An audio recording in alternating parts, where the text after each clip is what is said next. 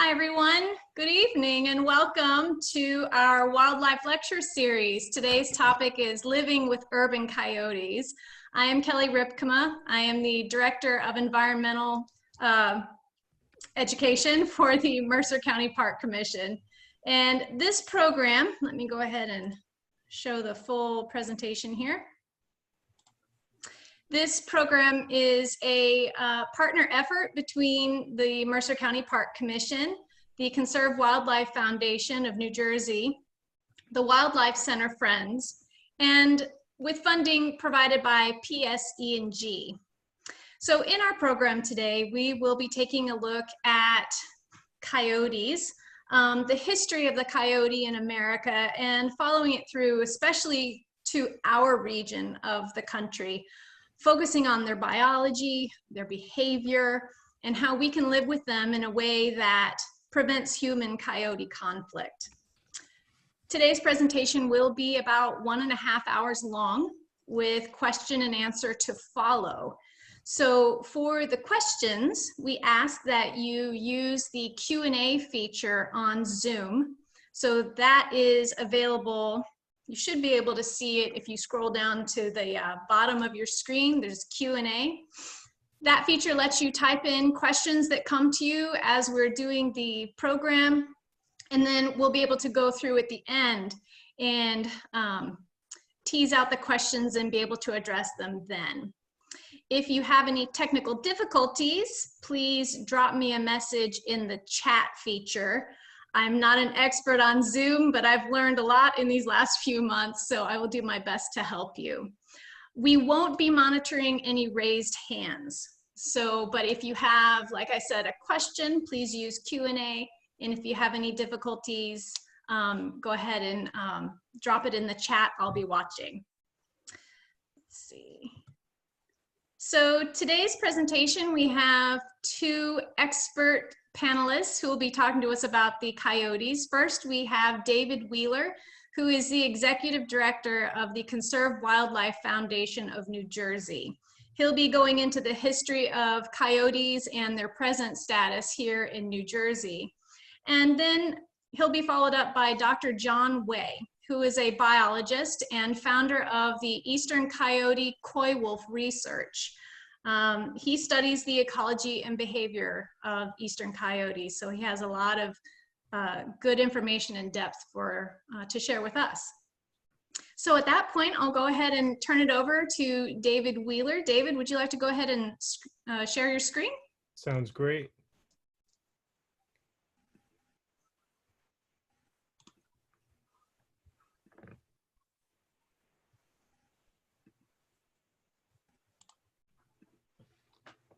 Okay, so are we up on the screen? Yep. Great.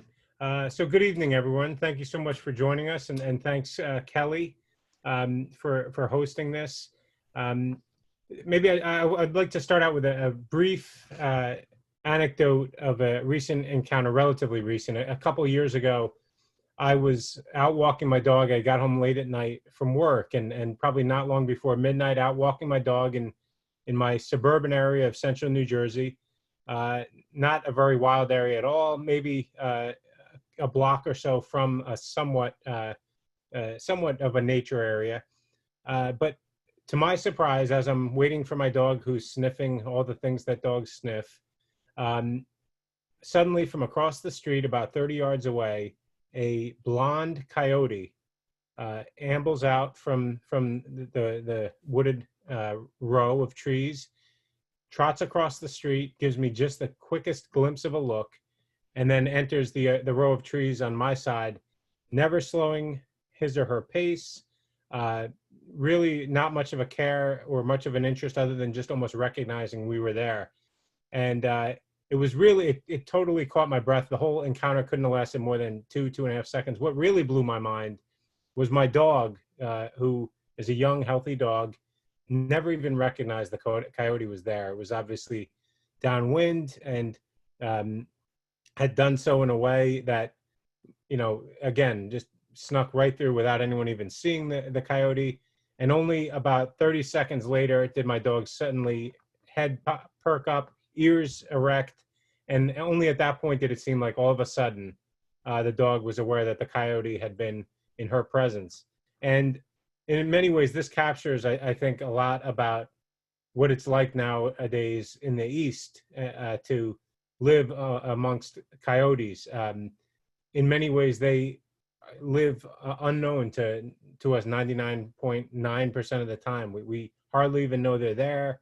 Our encounters tend to be those kind of passing glimpses most of the time. Now, occasionally there are encounters that are of concern, and we're going to talk about that later. What do you do?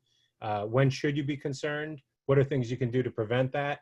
But we're also going to talk about the coyote as a whole and how it got here and how it lives here amongst us in this most densely populated state in the country. And before I get into the coyote, just a quick word about my organization and myself. Conserve Wildlife Foundation of New Jersey has worked for the past 20 years to protect at-risk wildlife throughout New Jersey and beyond. And we do that through habitat restoration, field science, including surveys, monitoring, banding, and through education and programs like this one. I've been with Conserve Wildlife for almost 8 years now. I've also taught environmental communications at Rutgers and wrote the book Wild New Jersey, Nature Adventures in the Garden State, for which I got to interview Dr. Way, who is one of the foremost experts on the Eastern Coyote in the country, and learned so much from Dr. Way in my interview for this book for a chapter called The Carnivore Corridor, which included the coyote as well as bobcats and other carnivores here in New Jersey. And one of the most fascinating things about the coyote is its history here. It's really a totemic emblem in many ways of North America. It's one of the very few carnivores that evolved here in North America, didn't come here from somewhere else. And as a result, it's been immortalized in Native American myths over countless tribes. This is a very universal concept among many of the tribes' mythology. And it seemed to have a couple of common traits in terms of the mythology around the coyote. It was considered often a trickster, a deity that in many ways reflected human nature. So in both the pros and the cons, it would have these ambitious plans, and then its own vanity or its own troublemaking and mischievousness would lead those plans to fall apart. But it was also very clever, very cunning. And you had this kind of dual, both the sacred and profane components to the coyote. And as a result, it was revered in many ways, but not in such a way as a hands-off reverence, as much as looking in a mirror and just saying this really does reflect the human nature. And contrast that a bit with the mythology that many of us have grown up on, the mythology of the Roadrunner and Wile E. Coyote. In this case, and again, there's some commonalities even there. Wile E. Coyote always having these grandiose plans to catch his prey, and one way or another, they never seem to work out. And yet, the coyote always comes back, always returns to try again. And that perseverance has a lot of reflection in the last 50 to 100 years of the coyote here in North America.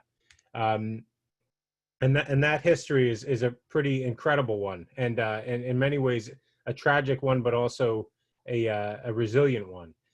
For the coyote, which originally in the sense of the European settlers and the Native Americans before that, the coyote was based mostly in the West. It was known as the prairie wolf. It was in general not found in the East and not found in the far West along the Pacific coast very much. We're going to see a map later that really gives an idea of that.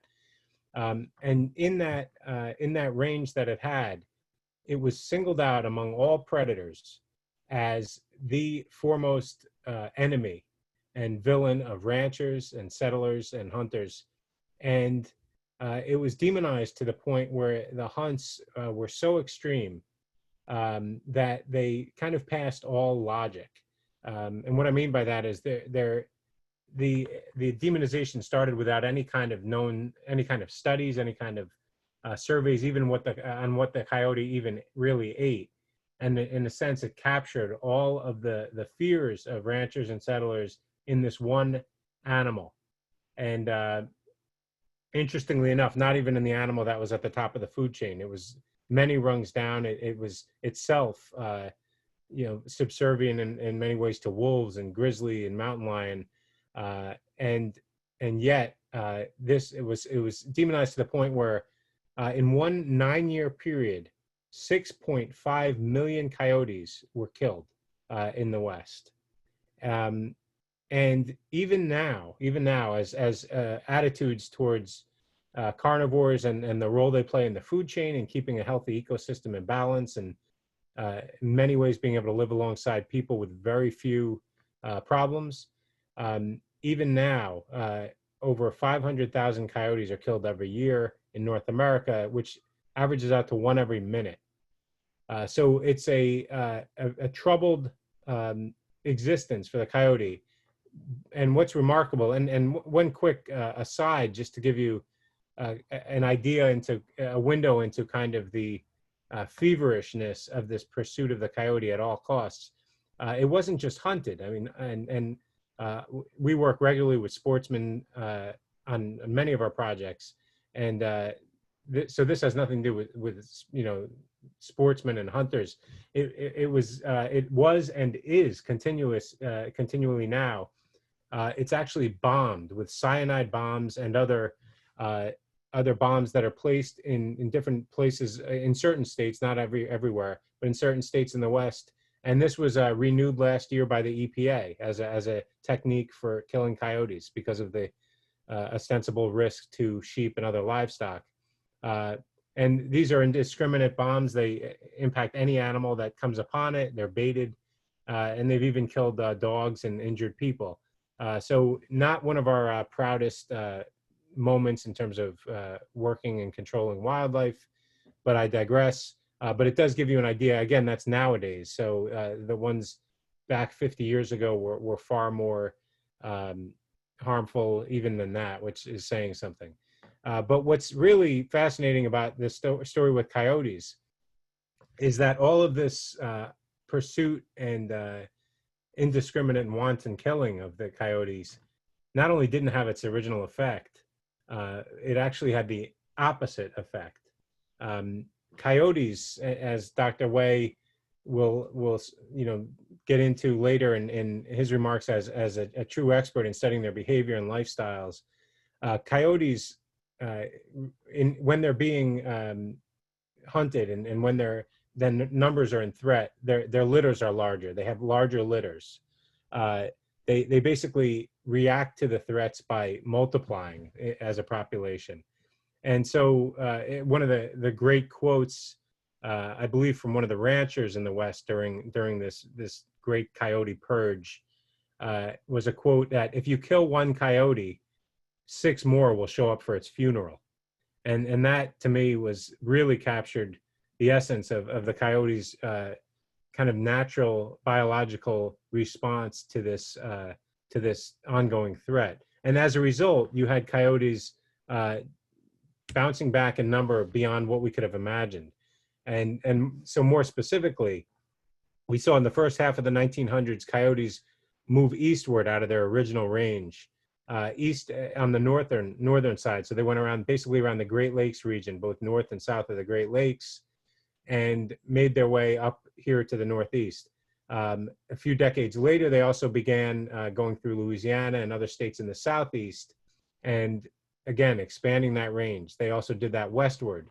They're still doing it to this day. They're down in Panama, about 2/3 of the way through Panama, and probably will be in South America before long. So this constant expansion was a result of their own numbers increasing, but of course it had to be tied in with niches opening up and in the East. And as you may know, some of the niches that opened up were because of our own wiping out of any of the carnivores here that we found in the Northeast. So we wiped out mountain lions, gray wolves.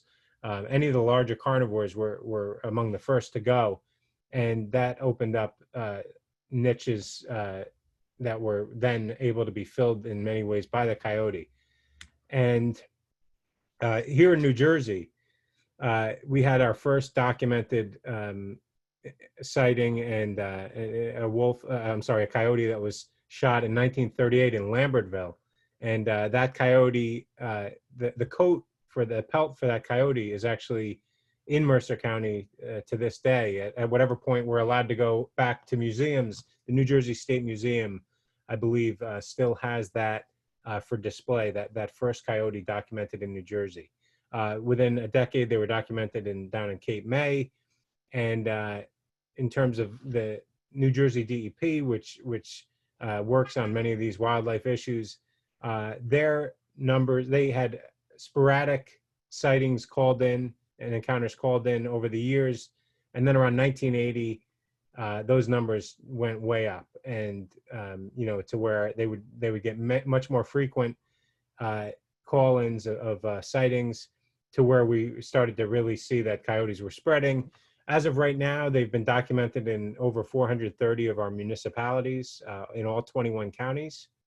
And in many ways, they're able to live right alongside us in not just in New Jersey, but in the surrounding Northeast in ways that we never could have anticipated, or at least many of us would have never anticipated. Both urban, suburban, and rural areas, they have been found and have been able to survive. Of course, we've had repeated sightings in Central Park and Manhattan.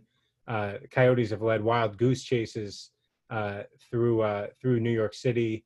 And of course, the media had a field day tracking, following that pursuit, and in many ways making us out to be Wile E. Coyote, and the coyote playing the role of roadrunner as we chase them through the city before finally catching them and either, depending on the specific coyote, either relocating or in some cases having to kill them if they posed a threat. But what's interesting about the Eastern Coyote, and again, Dr. Way will go into more detail, is that it is very different in many ways than the Western Coyote. And so if a couple slides back, when I talked about that eastward expansion, it wasn't just that the coyote came east. It was that the coyote came east and bred along the way with the wolf, and even to a degree with the dog, the domestic dog, to where the numbers I'm most familiar with, and again, Dr. Way may have more recent numbers, but something like a 2/3 coyote DNA, a little less than a third wolf, or maybe a quarter wolf, and then about, I've seen ranges from 5 to 10% domestic dog. And the size, as you see on this slide, the size belies that. The size is bigger than the Western Coyote, but as you can see, significantly smaller than many of the wolves subspecies that we have in North America. And in the Southeast, it bred with the red wolf, which was more or less on its way out. There's now such a tiny, literally a really tiny number of red wolves, and there's another debate about their DNA and how much they've interbred as well. But so the Eastern Coyote really is its own kind of melting pot, in the same way that New Jersey is a melting pot for people. The coyote is that for canines. And of course, many of you would be interested to know that in Mercer County, we have had our share of sightings over the years. I know Princeton has had a number of sightings, often in bunches. A few years back, there were a number of sightings and quite a bit of concern from one of the neighborhoods, and then the sightings seemed to slow down and go away. And that is somewhat indicative of a lot of the patterns we see in New Jersey.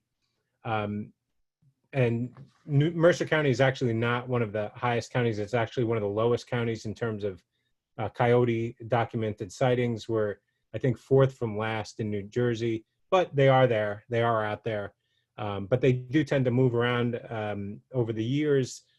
You do tend to see, again, cycles in certain towns or in locations before they go on their way. Now, in terms of what kind of a threat they pose. Again, we're going to talk a little bit more about it later, and certainly in the Q&A. But we have had attacks on pets and occasionally on people in New Jersey over the years. Very infrequent, especially compared to their overall numbers and our overall numbers. But they have been there. But to also put it into perspective, nationwide, we've had only 2 fatal attacks on people in our documented history. One in California in the early 1900s, and one in Nova Scotia about a decade plus ago. And while those are tragic, that's 2 in well over a century. So again, not to diminish that there can be threats occasionally at times to pets especially, but also to small children. Again, we'll address that, how you prevent that and how you address that. But we do want to keep it into perspective too. Every time you see a coyote, it doesn't mean that kind of threat is out there. That's what we're going to get into more detail. One last point I want to cover before turning it over to Dr. Way is I mentioned about the food chain, our loss of carnivores here in the Northeast. As those carnivores were lost, we started to see an explosion of many species that in a healthier, balanced ecosystem and food chain, we might not have seen such an explosion. You look at species like the white-tailed deer or the Canada goose, or white-footed mice, and other small rodents have just, and a lot of our mid-sized rodents and mammals as well, everything from raccoons and groundhogs to skunks and opossums. All of their numbers have absolutely skyrocketed in the past 100 years, and especially in the past few decades. They pose a number of massive safety and health threats, everything from highway accidents to forwarding on Lyme disease, especially among mice as vectors, to fouling a lot of our parks and wildlands, as Canada geese have done, and basically moving out other species that can no longer use a lot of these habitats, and even things like roadkill that we see along the road. All of these are in some way, and I don't want to overstate it, but in some way, all of these are at least can be part of the prey of coyotes. Coyotes will rarely take full-grown deer, but they will kill fawns, and they will kill sick or injured deer. And so there can be some kind of check. By themselves, they're not the solution to any of these, and I don't want to position it that way. But they certainly would be part of a healthier ecosystem, and that is what we're starting to see. And things like roadkill too, they help address that because they're always on the lookout for food. They're very open-minded in terms of what they eat, and I'm sure Dr. Way will go more into that as well.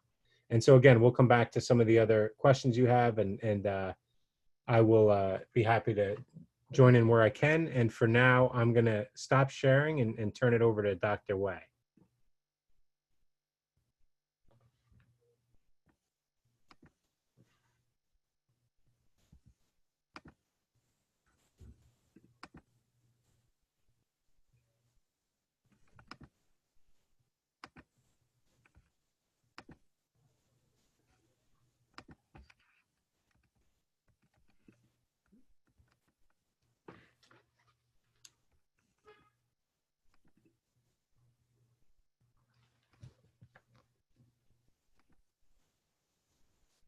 Can everybody see this?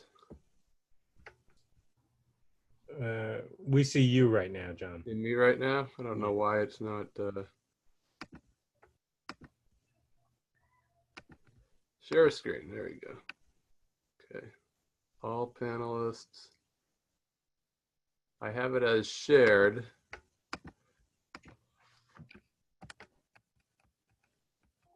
Can you see me now, Dave? Yeah, we see you still. You don't see the picture? No, I don't see the slide. No, I don't see the picture. Huh. Share screen. Okay. Now it wasn't letting me share it. There we go. Got There it. you You're go. good. Perfect. Sorry about that. It wasn't letting me share it. All right. Well, thank you, Dave. That was a great introduction to hopefully complement the talk that I'm going to do and talk a little more specifically about the behavior and findings that I've found while doing this research. I'm based in Massachusetts. I wrote this book, Suburban Howls. I have the light a little dark behind me. I apologize for that, so it doesn't show up well, but my light would be too hard on me if I had it in my face. So I'm based in Massachusetts with this Suburban Howl book.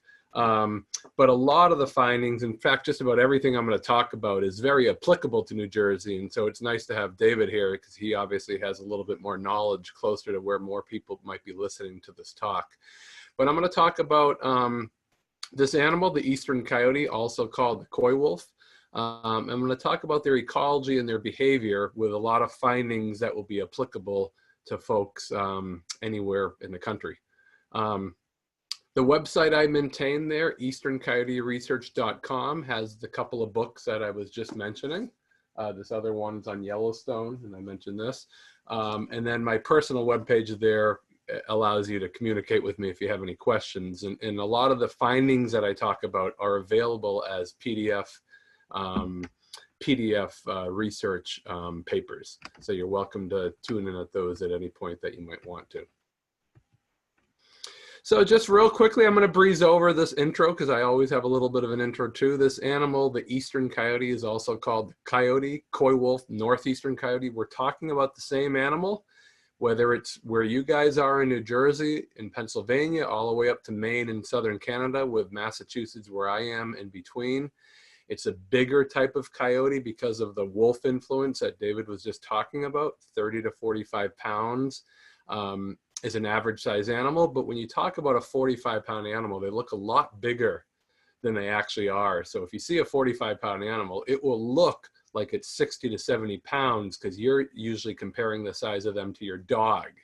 They're a lot taller and they're a lot leaner. So it's almost like a greyhound and a German shepherd's coat, meaning that they're very tall, lanky, and long. So the 60-pound animal you saw in your backyard probably was more like 40, which is still big for a quote-unquote coyote.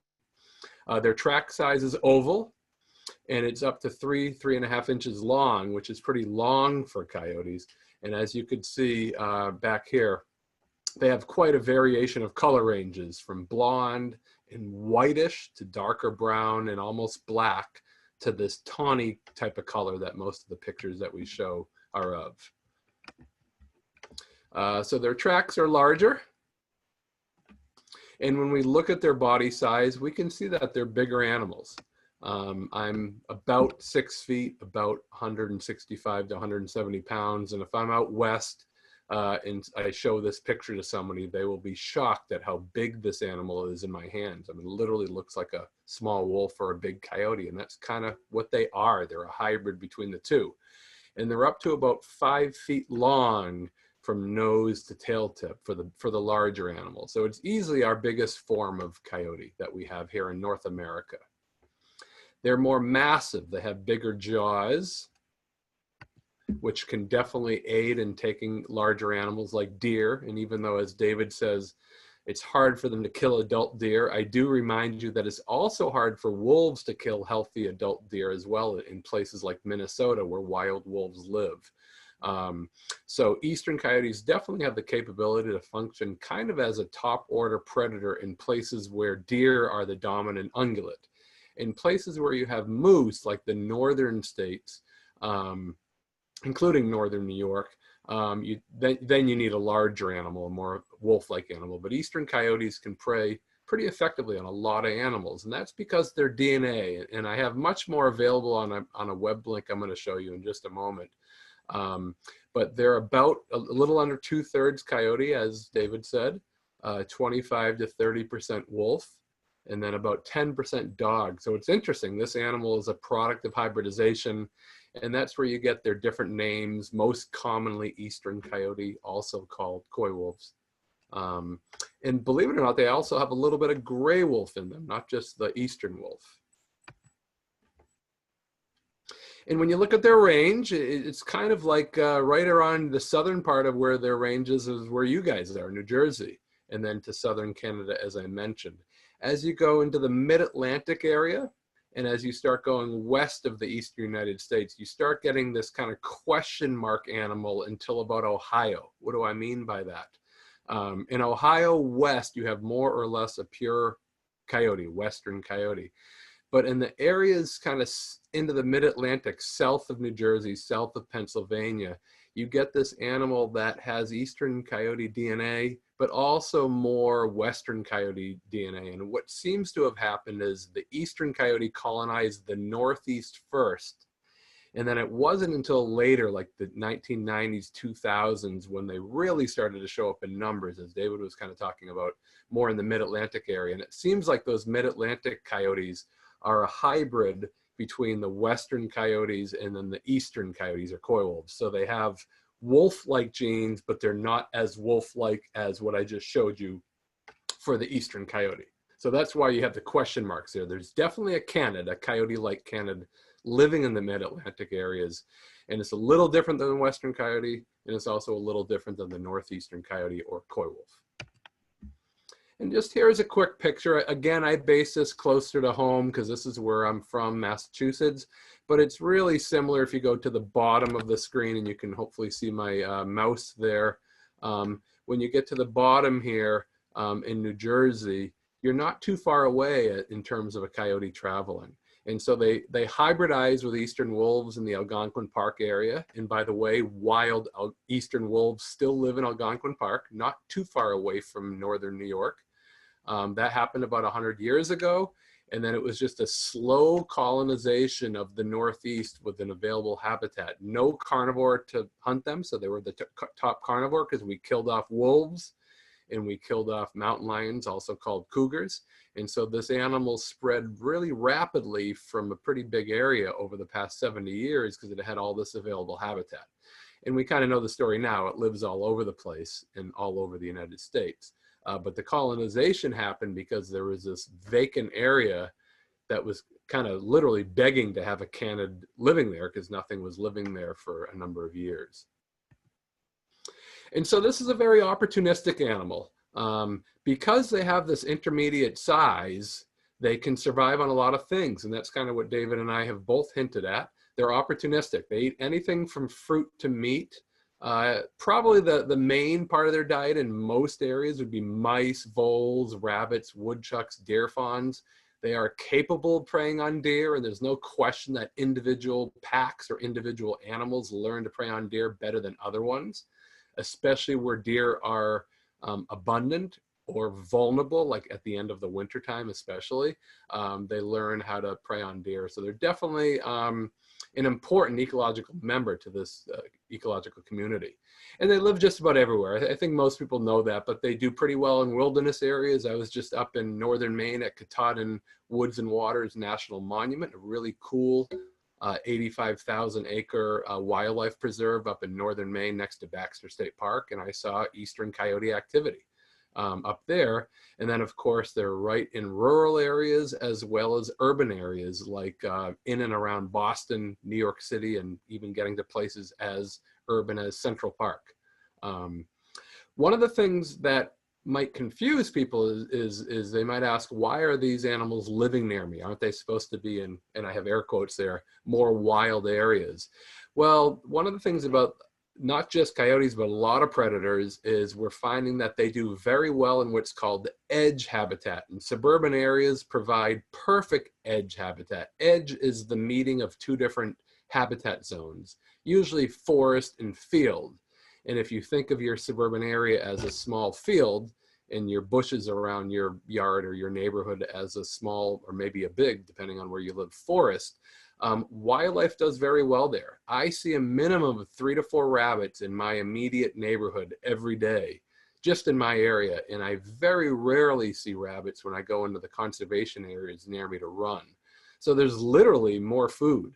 Not human provided food like garbage. Obviously, if people do that, that's not a good idea, and that would provide more food. But I'm talking about natural wild food in edge habitat. There's more mice, there's more voles, there's more rabbits, and as a lot of you guys know, more so in New Jersey than where I live in Massachusetts, there's definitely more deer because there's less human hunting, but there's also more food for those animals. We're finding that mountain lions, also called cougars, as I said, are starting to really increase from the Western United States. And they go right into towns and cities because deer and other animals live in those cities, and and they prey on those animals. And so the Eastern Coyote and Western Coyote combined lives just about everywhere but Hawaii. They haven't managed to swim to Hawaii yet. And also most of Long Island. Even though they're starting to get to Long Island, they certainly haven't populated Long Island yet, which is amazing to think about them getting to Long Island by getting through and around somehow New York City. So right now is a perfect time for this picture. As deer, beautiful and cute as deer are, you know that they can be problems and even hazards in human populated areas, especially with vehicle incidents. When you look at the numbers for coyotes, are they dangerous? It's important to put that in perspective. Kind of amazing stats here. Almost 5 million people are bit by dogs just here in the United States every year. 800,000 need medical attention. And maybe the most impressive stat there, or maybe I should say scariest stat there, is 1,000 people per day going to the emergency room just from dog bites, dog attacks. 15 to 20 people on average die per year from dog attacks. So a couple dozen people are killed by dogs every year here in just the US. It doesn't include the other 210 or whatever number of countries in the world. And 1,000 people per day going to the emergency room would be like 365,000 per year. And that's like something that would require stitches or obviously worse than that. There's about 3 coyote bites on people per year in North America, 3, singular, and they live just about everywhere, remember, south of the Arctic Circle. There's been about 10 coyote bites in Massachusetts history, none fatal. We're finding that the numbers are pretty similar in most states, but I have the most recent data, 10 or 11 or 12 in Massachusetts. And then David mentioned the 2 fatalities in all of recorded history. So dog bites are insurance issues. I mean, it's a lot of money spent on dogs and how they can hurt humans. So I just want to introduce the animal a little briefly there, and now I want to focus on what these animals do here in the wild, how they live in the wild.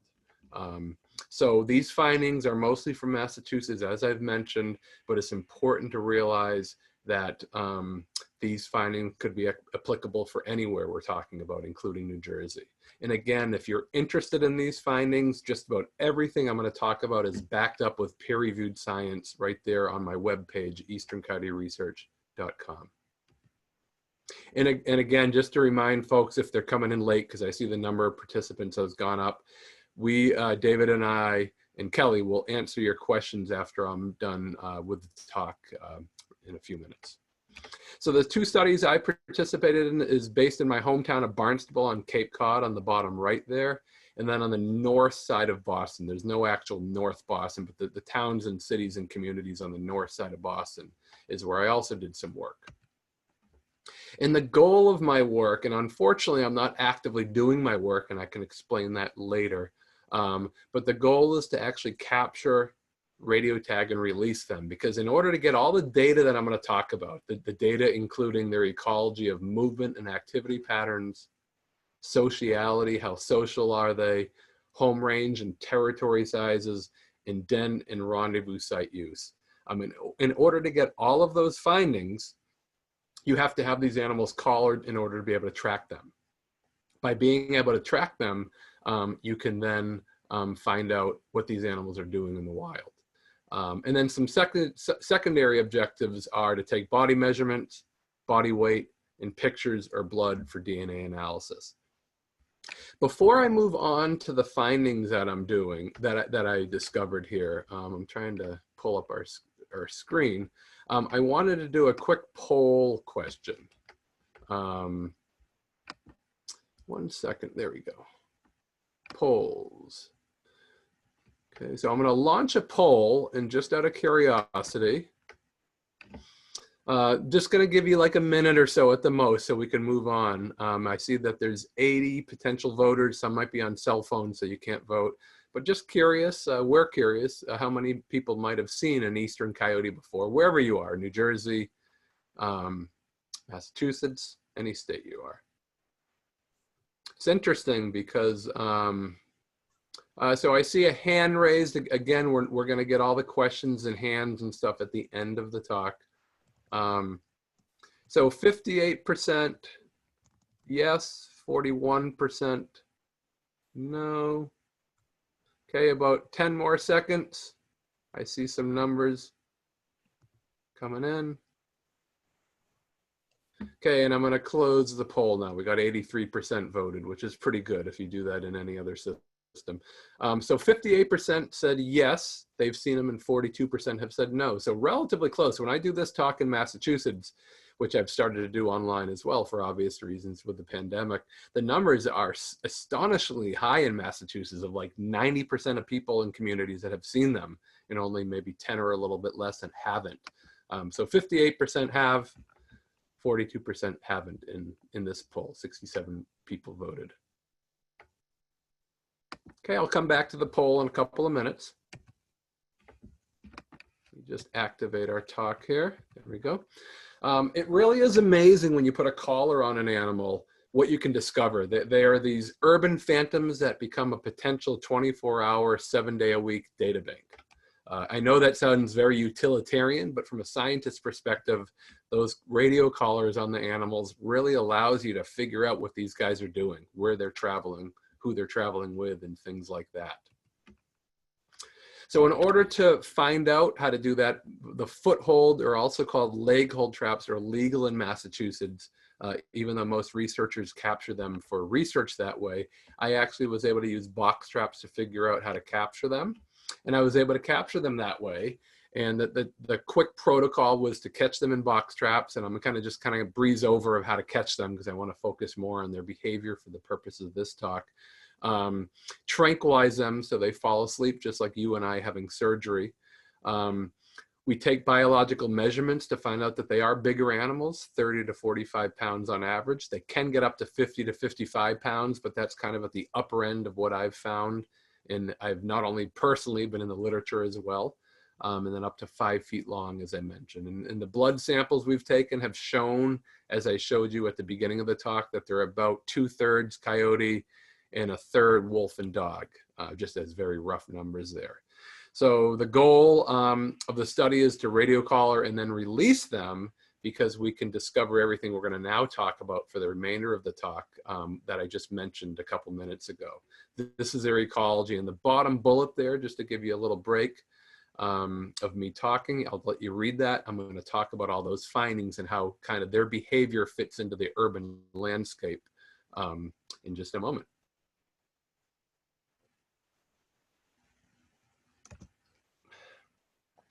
So we put the collars on about finger width fit, so they're not too tight. They're also not too loose. And of course, we catch a heck of a lot of other animals, unfortunately, in box traps because we're putting meat in to try to get coyotes in. So dogs, raccoons, especially raccoons, skunks, and foxes, which is a type of wild canid, a wild dog. And also fishers, believe it or not. Fishers are in the weasel family. People often call them fisher cats. It's pretty inaccurate because they're not cats. And oddly, they don't fish. They're more of like an animal that lives in the forest and preys on rodents. And they actually live here on Cape Cod. We've found that they don't need old growth forests. They do very well near people as well because of all the food. But they're really could be called bear cats because they're kind of in between bears and cats, as all weasels are. But they're called fishers. And then, of course, coyotes I've captured. We've captured lactating ones, females that have pups. And the first thing that you find out almost with every animal is how submissive, how scared they are of people. They hide and literally try to pretend that they're not in the traps when you approach, which is remarkable because they're kind of usually going to die that way because most people that trap them to kill them, not to study them when you look at the overall pattern of them in the United States. But they're very submissive around people, eyes down, head away. Picture walking down an alley with a gang walking by you. You're probably not going to stare at the gang. You're probably going to have your head down and look the other way. And that's kind of similar to what these guys might do. But when you capture a lactating female, it's kind of worth their weight in gold when you're a biologist, because you know you're going to not only study that female, but her family, as long as she survives and the collar works. Breeding males, same thing, but you don't know a breeding male is initially breeding male till you study his behavior in the wild, because they don't have nipples to show that they're nursing pups or anything. And I've captured large females. This female was over 50 pounds, remarkably. And to base the kind of findings here, I've been fortunate to capture over 50 animals, a few repeated captures, about 6 captures total.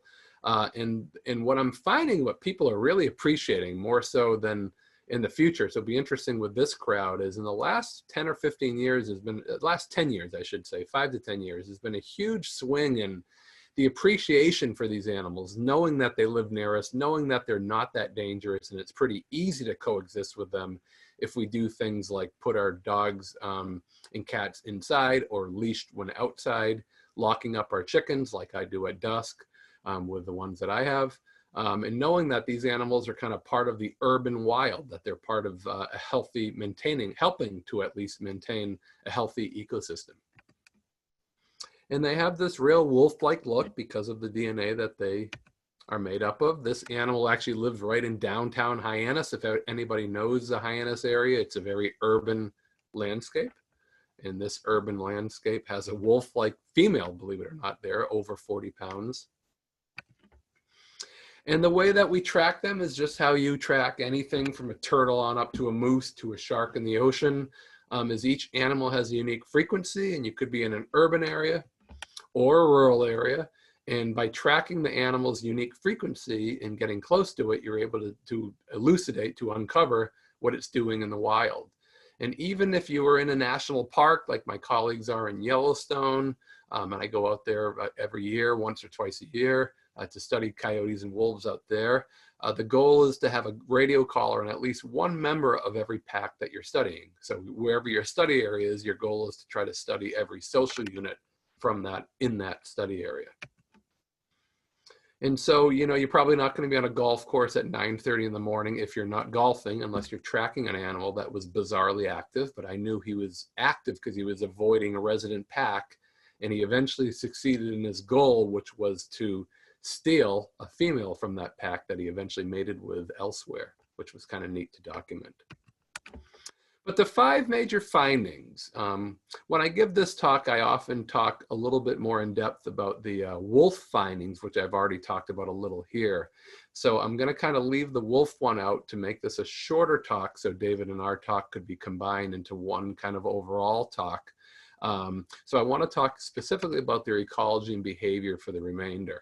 And I caught myself, so I hope you guys didn't look too close. I apologize because I wanted to do the poll first and I knew that was coming.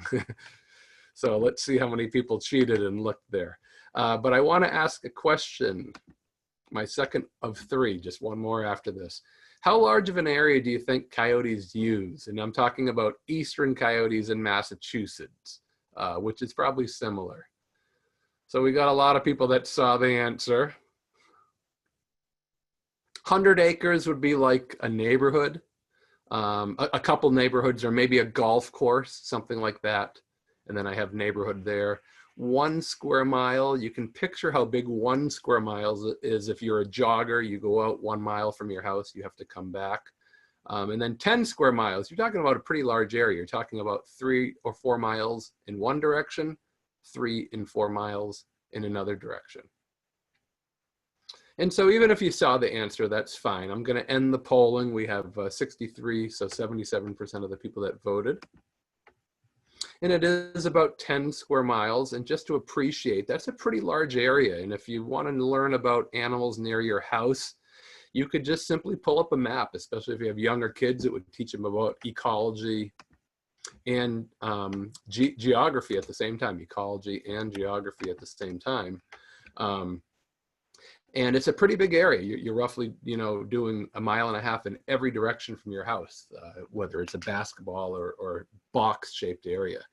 And when you're in these areas, they're not only areas that the coyotes are using, but they're actually guarded by that pack from other animals. So those are called territories. So when you have a carnivore, a fox, a coyote, a wolf, or a mountain lion or a bobcat, those animals are carnivores, and most of those animals have territories. The area where they live, they guard, they keep others of their kind out. So a lot of people think when you have a coyote family and show up in an area, we have to control their numbers. We have to kill them, because if we don't, they're going to go out of control. Well, that's not the case with these guys, because they have territories. They're guarding them from others. And a lot of people are shocked when they see these territories and realize that over time, 10, 20, even longer than 20 years, 30 years now on Cape Cod, with these animals living there, that their numbers just don't get exceedingly abundant. And the reason why they don't get exceedingly abundant is they live at low densities. You have animals, packs, living in about 10 square miles. And I bet people are wondering how many animals are in a pack. Well, that's why we don't take questions to the end, because I'm going to talk about pack size for finding number 2. So you just did what I said. You ask, why can't we control their numbers? We need to reduce their numbers. Well, it's not so easy. See that pack there in the middle? Not even using a huge area, about 8 square miles. Some of those larger territories there, I'm gonna just go back for 1 second. The larger territories that I'm highlighting here, a little bit here, and down here, all had radio-collared animals, males or females, that were old, meaning that they maintained and stayed in that pack for a while. And all of these territories were about 12 plus square miles. This one was about 8 square miles. And when the breeding male from that pack died, and what we found was after he died, this is the Mid-Cape Highway, Route 6, if you've ever been on Cape Cod. When he died, we found that 2 years later, 2 years, 2 packs, they both had radio collars on them, one of the packs, 2 packs were living in roughly 85% of that original territory. And each pack was about the same size, ironically 3 to 4 animals. We very consistently documented 3 animals in all 3, the original and the 2 split off packs. And then occasionally we saw a 4th individual, a 4th adult with them. And that was probably a sibling of the breeding pair that was occasionally in there, but wasn't super closely bonded to them like the other one was. So 3 or 4 animals living in each of these territories, and their numbers actually increased following the death of a breeding male. When you hear that howling, why might you hear that howling? I ask rhetorically. It has to do with protecting their territory, to keeping other coyotes or wolves or whatever animal you're studying out. Wild canids communicate with each other within the pack and also to others outside of the pack to basically say, we live here, stay away. Or if they're communicating within the pack in the summertime, because they're often split up in the summertime hunting, they can communicate with each other. Where are you? I'm coming to find you. I found food. Where is food? Things like that. We think that they can communicate, but they definitely do it as an between pack communication device to keep other packs away. And that's one reason, one way that they avoid each other, and they also maintain their territories, is by howling. So within these territories, and I've kind of hinted at that, but you have these packs or social units living within the territory. And a pack is generally about 3 adult animals living in a territory together. And we've found very consistently, I've found that 3 to 4 animals seems to be the average pack size in Massachusetts at least. And that doesn't include the pups of the year. The pups are born, as you're going to see in a minute, right around April 1st. And if they give birth to 5 pups, that would mean that there's 3 or 4 adults. Some of them are yearlings, last year's pups that stick around. But you're going to have 3 or 4 adults living with those 5 pups. And so if you have 5 or 6 pups, you might have up to 10 individuals living within a pack in the summertime and going to the early fall. But it seems like when you get through the winter to the early spring, before the new pups come, that 3 to 4 generally live in a given territory. And so you have the breeding residents, the parents, the males or the females. They're often called the alphas, especially for wolves, but you can also just call them the parents or the breeders. And then the ones that delay dispersal, usually they're offspring of the pair, are called the helpers or the betas or the resident associates. In a pack or a social unit of coyotes or wolves, most wolves at least, are generally the parents, the offspring, in pups of the year. Some wolves have more sophisticated packs, like in Yellowstone, but generally a wolf pack is the same thing too. Like up in Minnesota, an average wolf pack is only 5 to 7 animals, not much bigger than Eastern Coyotes. And a Minnesota wolf pack is typically what you're seeing here, with maybe a couple more animals on average. And then you have the pups, and the pups kind of have to survive, number one. And then once they survive, they either stick around with their parents to form that pack, or they disperse, they go to new areas. And that's how areas are colonized by coyotes so quickly, because individuals can disperse very far. And in fact, a coyote born in Massachusetts can easily make its way down to New Jersey and vice versa. So it's not like we're in a separate area. Eastern coyotes live all over, and they can certainly get around to all of the Northeast, not just the neighborhood, the town, even the state where you live.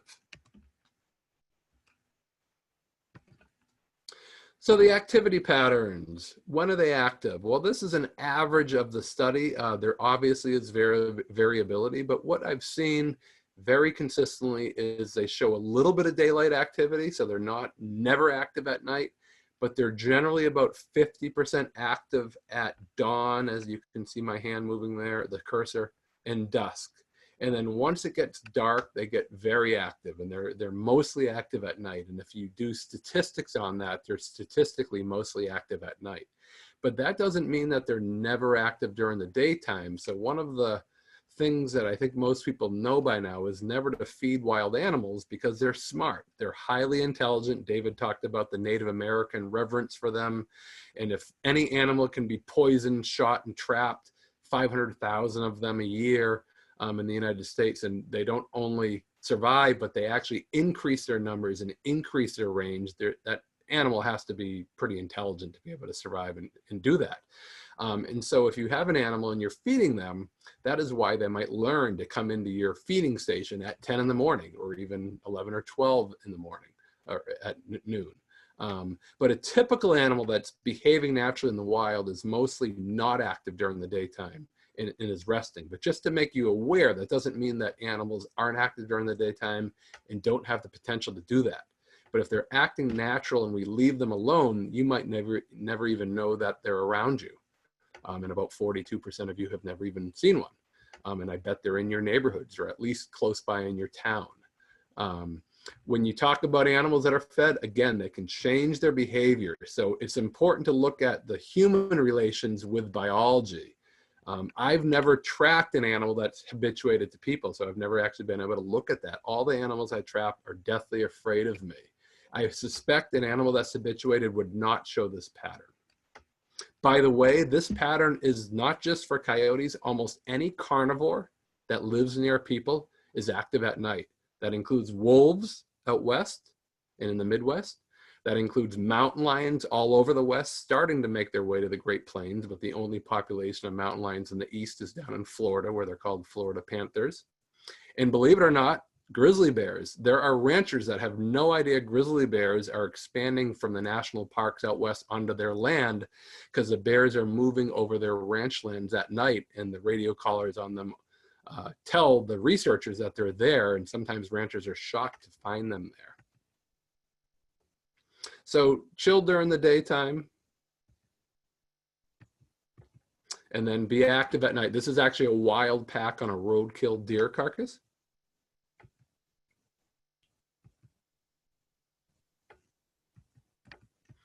And then I'm going to do one more finding before I go back to the last poll question. They typically, and this is pretty easy, they're denning behavior, and it's starting to kind of paint a picture of their behavior. Here in Massachusetts, and I suspect it's similar in New Jersey. I don't have any data in New Jersey, so I apologize, I can't share that with you, but I don't have any data.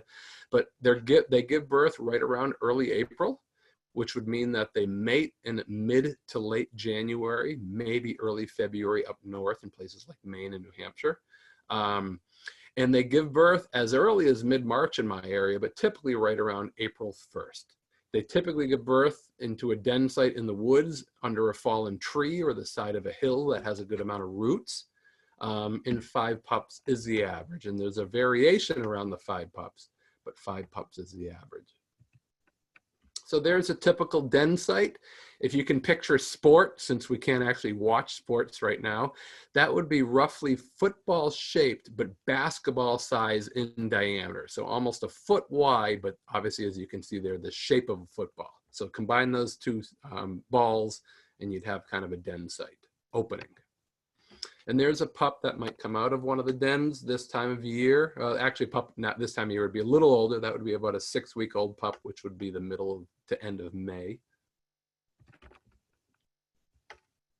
And as they get bigger, they start traveling more. And what we found is the most active time of the year in many areas for coyotes is the middle to end of the summer. So right around now, mid to late June, going to July and August. And that's because they generally abandon a den when they're about 10 weeks old, 2.5 months old.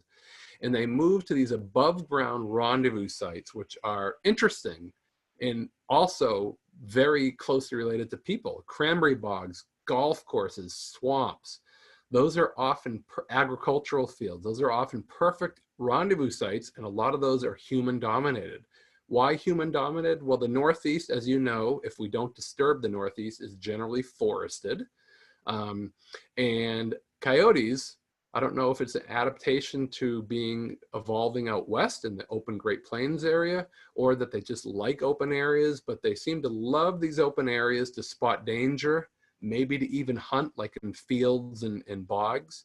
But they also, these rendezvous sites, not only have these open landscapes where the adults can see as well as the pups, but they also have water, always water near them, and cover, thick, brushy areas. So you have these kind of seemingly diverse habitats that are provided with golf courses or with cranberry bogs or even agricultural areas.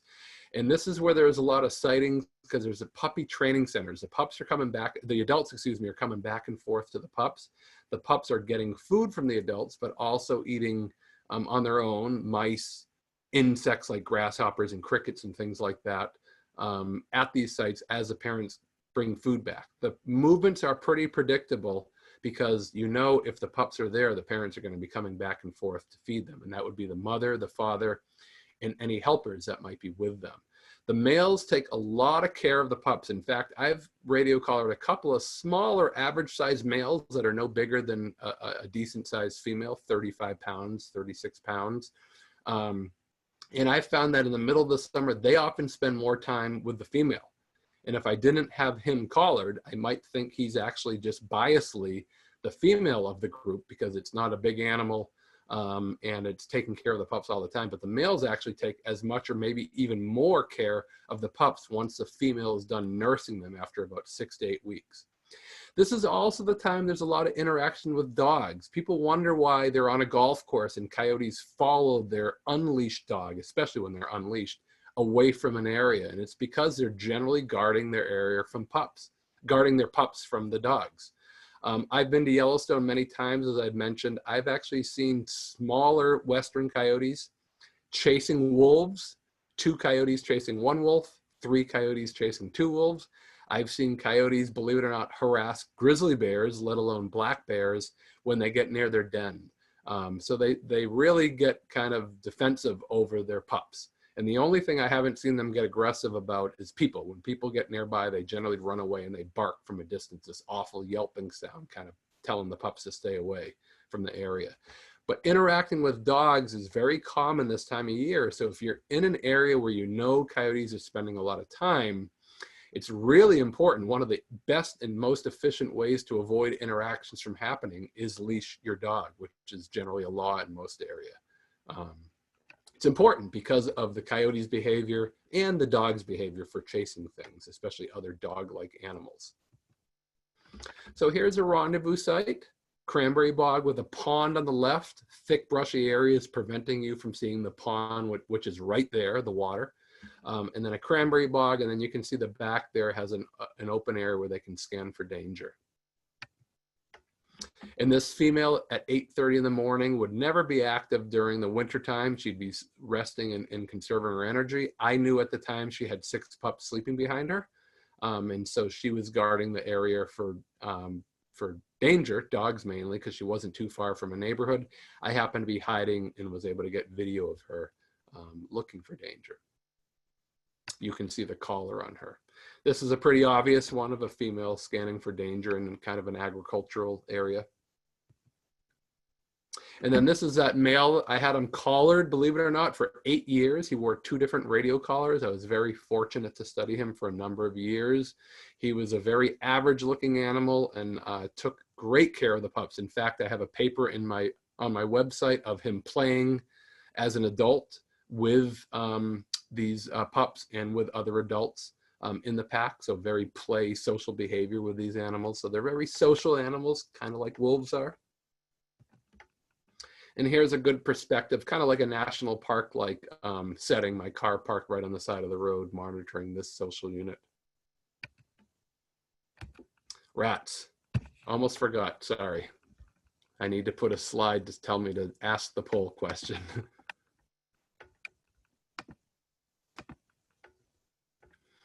So I'm gonna launch a poll question. How far do you think coyotes move on a daily basis? So maybe think about how much they move, how big their territory size is. I only had that finding up there for maybe a half of a second.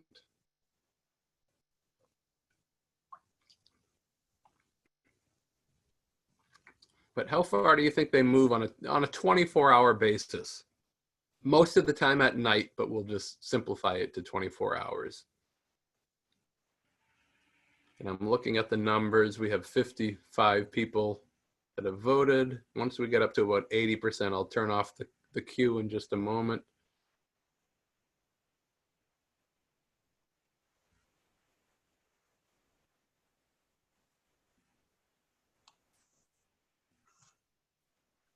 Okay, it looks like we're right at about 81%. And ending polling.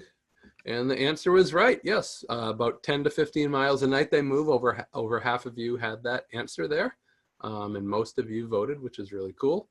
So yes, they move about 10 to 15 miles a night. And it's probably the most, the thing that impresses me the most. I went to school on a running scholarship. I was very active with track at a number of different events. And so I appreciate the effort it takes to move 10 to 15 miles on a daily basis. But when you have this human dominated theme, the altered landscapes, the power lines, the cranberry bogs, the dumps, railroad tracks to get in and out of Boston, New York City, we think that coyotes get to Central Park taking railroad lines, among other things. But even neighborhood roads or even highways gives them a corridor to travel. And when you do very simple math of 3 to 4 adults living on a territory, they can that one family, that one pack can leave about 50 miles of tracks per night in a given territory. It makes it seem like they're everywhere when it's just a few individuals in a given area. Traveling on power lines, this one with a squirrel in its mouth. A neighborhood road. Through a very urban area from Everett to Revere in just the north edge of Boston, moving through a couple holes in a fence, down steps to get from one wooded cemetery to another cemetery in a very highly urban area. Going under a highway here, on an underpass in eastern Massachusetts, going under a highway. And looking at this movement, this is kind of a ridiculous movement. This is one of those helper coyotes. I had his father collared at the same time. This is a big pond, a big lake, I should say, Waquaca Lake. It's about 1 mile in every direction. And you can see this animal's movements. He moved about 25 miles in one 24-hour period. He actually was 10 miles off of his territory, came back to his territory, traveled through his territory, went to the Otis Air Force Base, touching foot in 5 of the 12 different towns on Cape Cod, and ended up in the middle of his territory the next day. The fact that I found him way to the right there was remarkable. That's a story for a different time. But the next day he was back with his father, like he never left on that little foray, a little adventure that he wanted to take. When you have that two-dimensional body shape like a long distance runner, it makes them look a lot bigger and scraggly in the summertime, but especially in the wintertime when they have their coat, but it allows them to travel very efficiently because they don't carry a lot of weight. They're very efficient travelers. Same thing with wolves. Wolves are very long and lanky as well, and it allows them to travel long distances.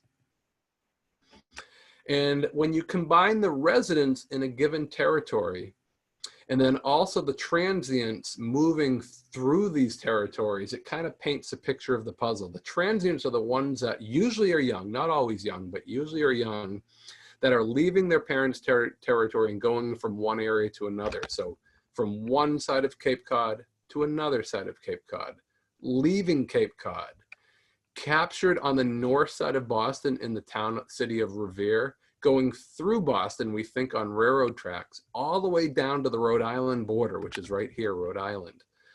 60 miles, and the unique thing about this female, not male, female that we captured, she looked very different. She was clearly moving south when she captured her. We captured her. She could have easily have come from New Hampshire or Maine. You can see where my arrow is there for New Hampshire or Maine. And we just happened to capture her as she was moving south. So we just captured her there. Doesn't mean she was born there. This is an animal. I had his mother collared for a long time. He was a pup of hers. He left at about 10 or 11 months of age.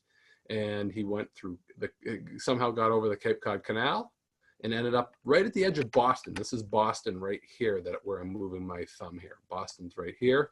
He was just overlooking Boston, about 51 miles from where he was born.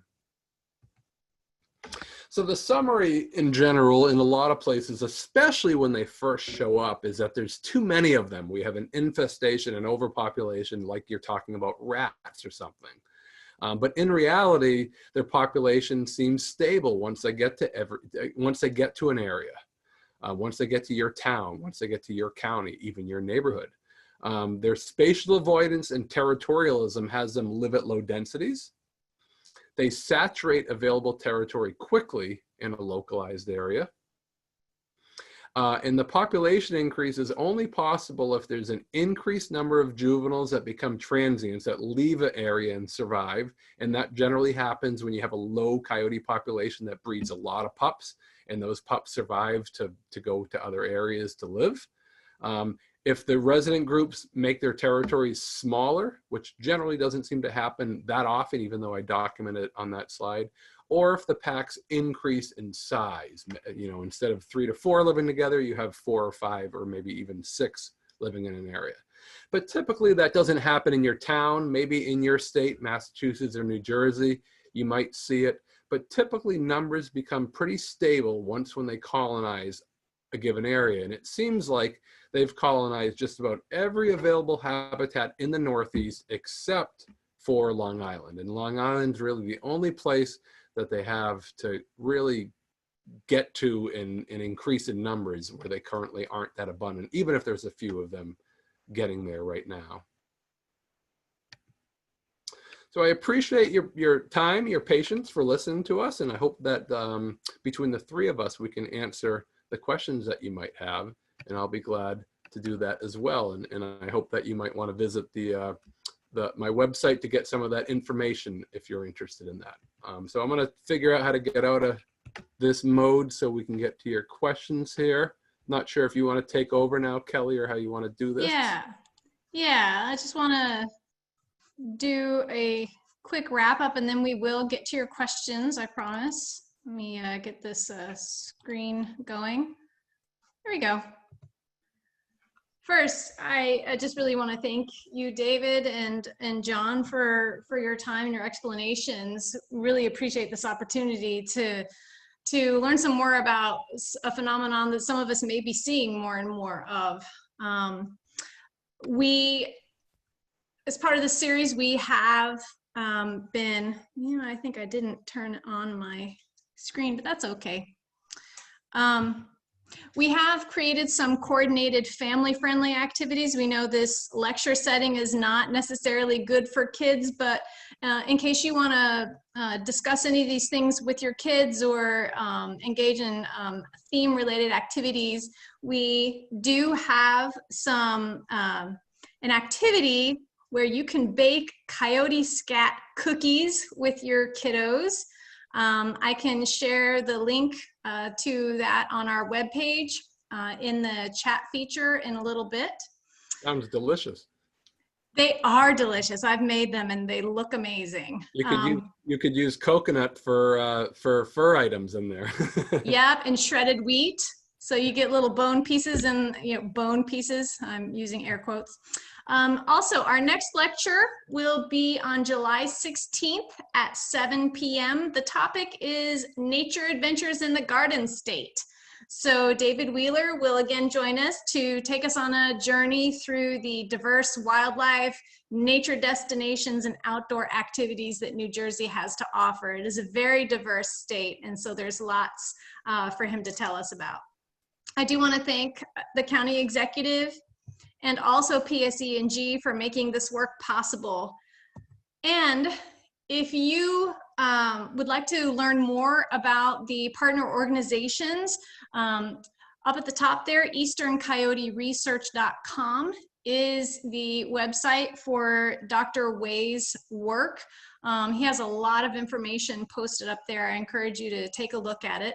Also, conservewildlifenj.org, and then wildlifecenterfriends.org for our two partner organizations. Take a look at their website and learn more about the amazing work that they're doing for animals and wildlife in New Jersey. So with that, I'll go ahead and let me stop sharing here.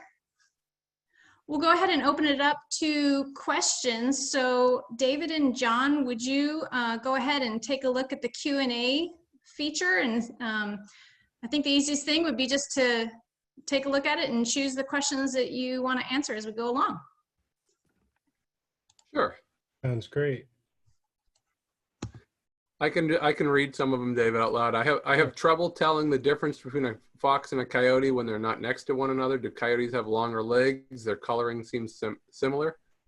I could answer that one pretty quickly. Coyotes are much bigger. So again, if you don't have a scale, it could be harder, but foxes have a very unique look. But there are also two foxes, and David can elaborate in a second on the second one. The red fox lives throughout the Northeast and throughout New Jersey, I'm sure, but there's also a gray fox that kind of looks almost like a coyote pup, and they're about 10 pounds at the biggest. An Eastern Coyote, as we talked about, weighs 35, 40 pounds or so. So they're 3+ times bigger. So coyotes are much bigger. They're more dog-like. Foxes are much smaller. In the wintertime, the red foxes have a much bushier tail, a bigger tail compared to their body, compared to a coyote.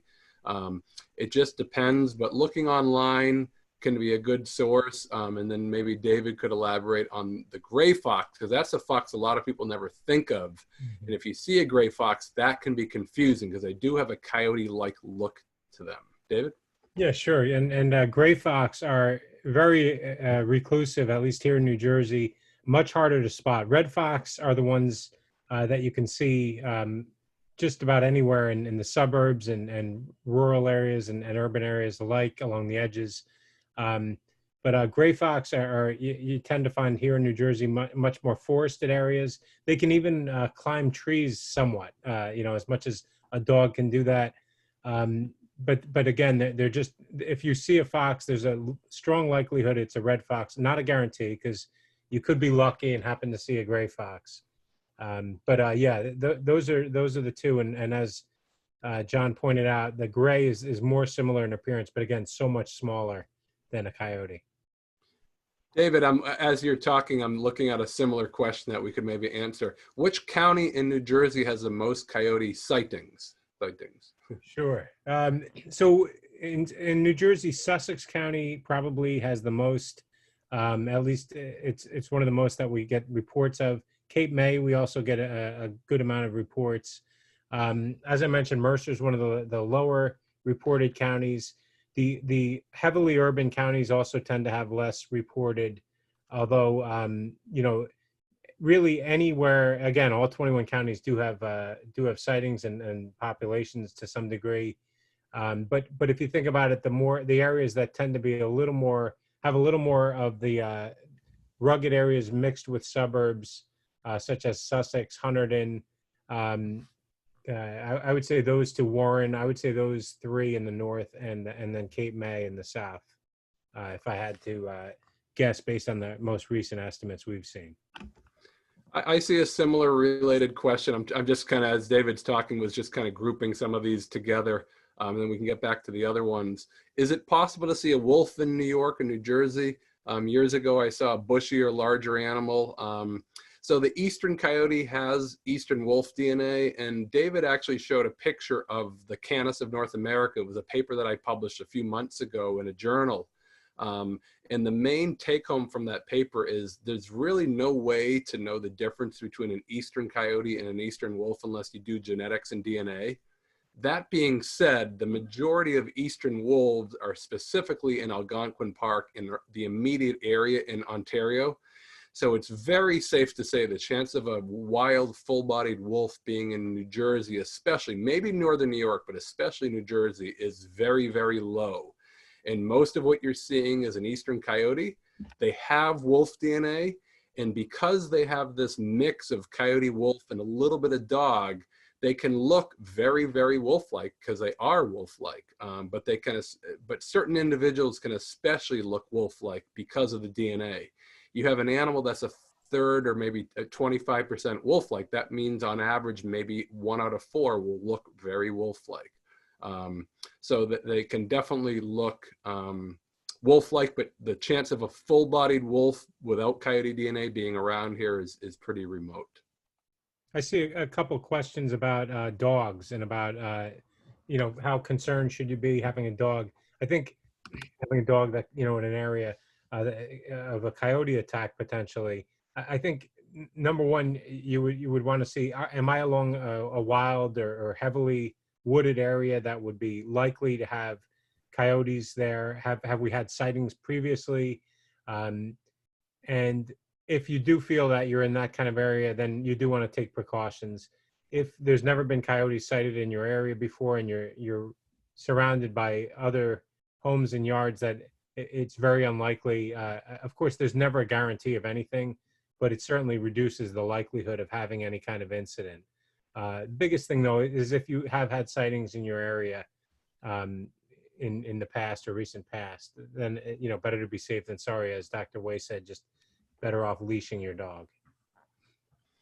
Quick question about cats. Yeah, cats are a little different than dogs. Dogs and coyotes are more for competition. If they, as David was just talking about dogs, obviously, if they do get in a tango, it's more out of competition. But they certainly view cats, as far as I can see, as a food source. So whether they're feral cats or domestic cats, if cats are outside at night, they're a food source. I don't think we need to elaborate too much because there's a lot of other questions, but keeping the cats inside is good for the environment because they're not killing other animals, and they're also safer from coyotes. But I would say, to answer that coyotes are more of a food source there. I see a question as well. If a coyote, what do you do if a coyote seems too close or too aggressive or aggressive? What I would recommend in those cases is you want to make a lot of noise. You want to essentially haze the coyote and not have it be as comfortable around people. It could be, if that is the case, it could be a case where the coyote is becoming acclimated to being around people. That's where you do want to do what you can to try to scare it off and make it less comfortable in that setting. Of course, John, anything you would want to add there as well? Yeah, exactly. Very simple. You know, not habituating them in the first place, and simple what are called adverse conditioning, from scaring them off, banging pots and pans, and then when you get to national parks, if they don't run away from people, they start firing rubber bullets at them or paintballs at them to try to do it non-lethally, meaning keeping them alive but getting them scared of people to keep them wild. So I would agree with that. John, I see a few questions that you might be best suited to answer about howling. You know, if we think they might be in our area, but we've never heard them howling. I mean, how frequent do you anticipate? Is that something they do all the time, or how would you describe that? It's so variable. I've been in areas where people hear them all the time, and then other places where people say, gosh, we don't hear them anymore. Are they still around? And unless I have them collared, I don't know for sure, but I do suspect that they're still around. So they do it pretty regularly, but it's variable. Like I'll hear it from my yard at night quite a bit. But if I'm outside in the wintertime, I'm outside. If I'm inside, you know, you might not hear it. So I've been in my neighborhood where people say, gosh, I haven't heard coyotes for so long. And I said, oh, I heard them 3 times last week because I was outside when it was 15, 20 degrees out. Probably you weren't. So they do it regularly, generally in a territory, but it's variable. And there's not a lot of data to how regularly they do or don't howl. The voices of howling between wolves, coyotes, and coy wolves I have. Generally, coyotes are higher pitched. Coy wolves, the Eastern Coyote is a little deeper. It's a little deeper than Western Coyotes, but not nearly as deep as wolves. And because of the vocal cord of wolves, the bigger gray wolf out west seems to have the deeper mournful howl that you might associate with wolves. And then the wolves in Algonquin Park are kind of in between. They have this coyote, a little bit of a coyote-like sounding howl, but definitely more wolf-like. So when we talk about the hybridization of their body size, that affects all the way down literally to their vocal cords as well. I see a couple of questions about what do you do when you have sightings, or if you know there is a coyote in the area. First off, you know, just to reiterate, if you see a coyote trotting along a wooded road as you're driving home at night, or you see one just kind of passing through, generally there's nothing to be alarmed at there. It's only when we do see that habituation that we mentioned that you would want to, you know, you would be concerned. If that is the case, if you do see a coyote acting aggressively or seeming not keeping its distance and kind of, maybe you're seeing it night after night and certainly being habituated to your presence or people's presence, one of the numbers you can call, the easiest to remember, is 1-877-WARN DEP, as in Department of Environmental Protection. That's the best place to call in terms of just reporting, again, a nuisance or a potentially dangerous, in your mind, animal. For everyday sightings, what I'll call non-threatening sightings, which is the vast majority of those you would have, there isn't an established protocol that you have to call in anywhere, because it's an animal that's established here and that we have all throughout the state. However, that being said, it's always great for us to get more and more info. Best thing to do, you could reach out to our organization via our general email and just put coyote sighting, and that's info@conservewildlifenj.org. If I could step in while we're sort of on that topic, could you both address what are some human behaviors that we can do to prevent coyotes becoming habituated? Yeah, I mean, I think not feeding them is just the most preventative thing, where you don't even realize you're being preventative because you're not leaving food out to attract them. It comes at a number of levels. You know, bird food is an attractant because it brings rodents and obviously birds into the area. But that's probably the most important one. And then preventative strategies. A lot of them are preventative, you know, leaving your cat inside to not yell at the animals when the coyotes kill them, or whatever animal might, like a fisher. And then leaving your dogs on a leash. I think those 3 are just the quickest take-home points of how to avoid interactions. My dog, unfortunately, this February in my backyard, I live off of power lines, which is a highway for them. And he got bitten and attacked by a coyote because I was a little ways away from him, which I normally aren't. And he's still limping from it 3 or 4 months later. He's okay and healthy, but he still has kind of a permanent little bit of a limp. And that was because he was unleashed. I was out, you know, it was late at night. I had my son's basketball practice. I came home, took him outside, and he was unleashed, and I just wanted him to go to the bathroom, obviously, before I went to bed. And if he was leashed, I never would have had that interaction, because when I sprinted over there, I was pretty fast still. I got to him, and the coyote I could hear in the woods immediately backing off like it knew I was there. So kind of a little anecdote to leashing dogs, leaving cats inside, and then not feeding them. Yeah, and along with the bird food, also, you know, don't leave pet food outside. Don't leave dog or cat food outside. If you are in an area that you consider to be more likely to have coyotes traveling through, even, you know, making sure that the bird seed is not just spread out all under, you know, that it all spilled and then it's left out. Again, it becomes a way to attract smaller mammals and then potentially coyotes from there. Another question, John, I see about fox kits and or fox adults rather. Do coyotes attack fox adults, or is that a competitive relationship? Yeah, there hasn't been a lot of research on coyote-fox interactions. I would love to do it. I haven't done my research actively for a number of years. It's very political, and it's on my website because the people in charge of wildlife management typically are in favor of lots of coyotes being killed, unfortunately, even though not many people do. So I haven't been able to answer this question yet, which I would love to do. But it seems very logical that coyotes actively keep foxes out of their territories, whether that's socially avoiding them, socially pushing them away, or actually killing them. And I've actually in my research found a few dead coyotes, a few dead foxes with coyote bites on them, their necks and stuff. One was a fox kit, one was actually an adult fox. So it does seem for sure, just like out in Yellowstone where wolves generally kill coyotes to keep coyote numbers away from their areas, coyotes might do that to foxes as well. So typically foxes will avoid coyotes to avoid getting killed. Yep. I see a question about the Rutgers Ecological Preserve attacks that had happened last November. Just asking for general thoughts on that.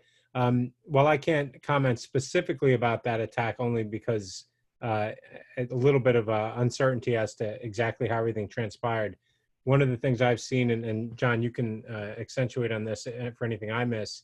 One of the things I've seen in general is these happen to be either a sick coyote, a sick or injured coyote, or a habituated coyote. And more often than not, it seems to be when they're going for a dog or cat, and the person is kind of maybe, gets there a second, as you just described, gets there right in the middle of it and kind of gets nipped before the coyote runs away. Not all of them are like that, but many of them do seem to be that one of those patterns. Yeah, I agree with what you say. Yep. So in interest of keeping to our time, why don't we take a couple minutes to answer maybe 3 or 4 more questions, if that's okay with you all?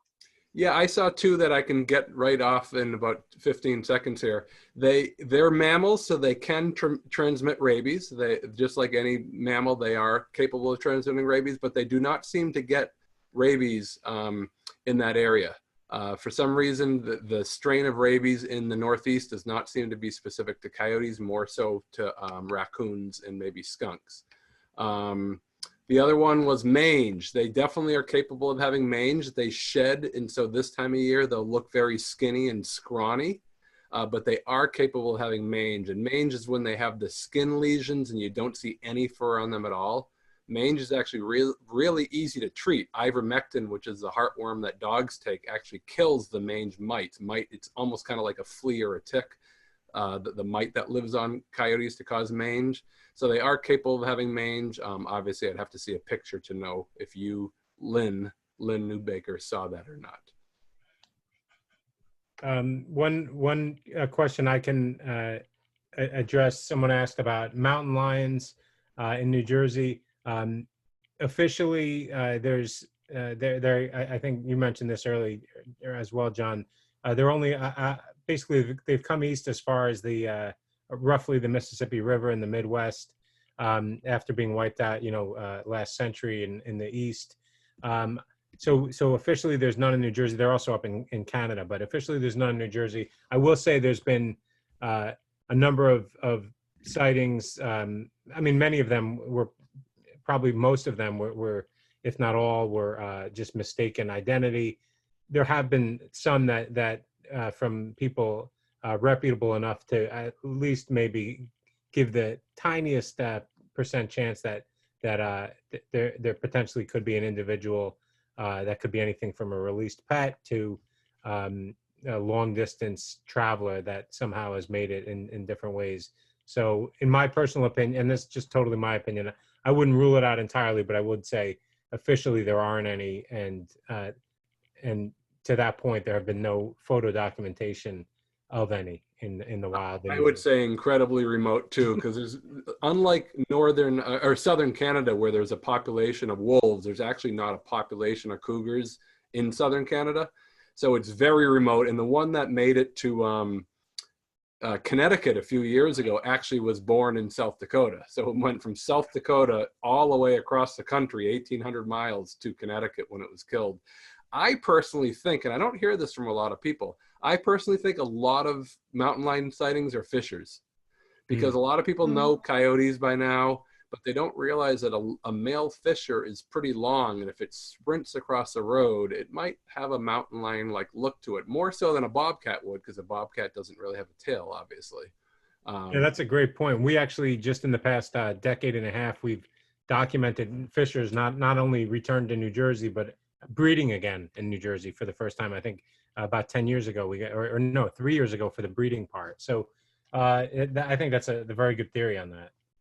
The males are, you know, they're not listed as super heavy, maybe 15 pounds, but they're remarkably long, 4 feet or so. I mean, they're remarkable animals. And I actually have trail camera pictures all the way to my backyard. And I live in a suburban area near Hyannis in Massachusetts, on Cape Cod. So they made it onto Cape Cod. They live all over Cape Cod. So they're all around. And I think that has to do with a lot of mountain lions. I could be wrong. People swear they're there, but there never can be photo documentation, good tracks or scat, except very rarely. So I think we're in the same boat of the rareness of that.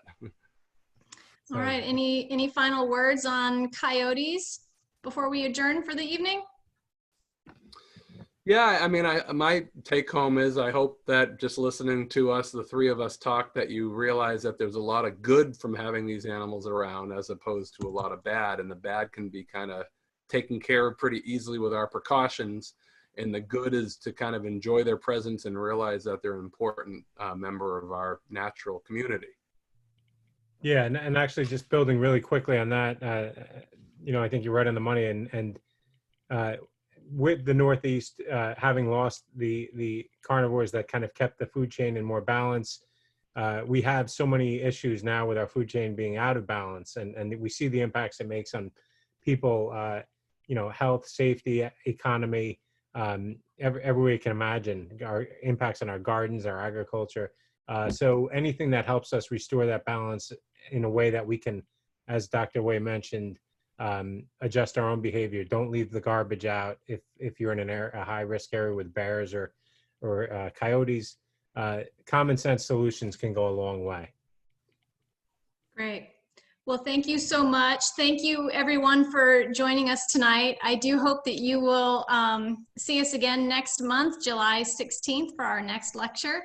Until then, everyone take care and good night. Good night, everybody. Night.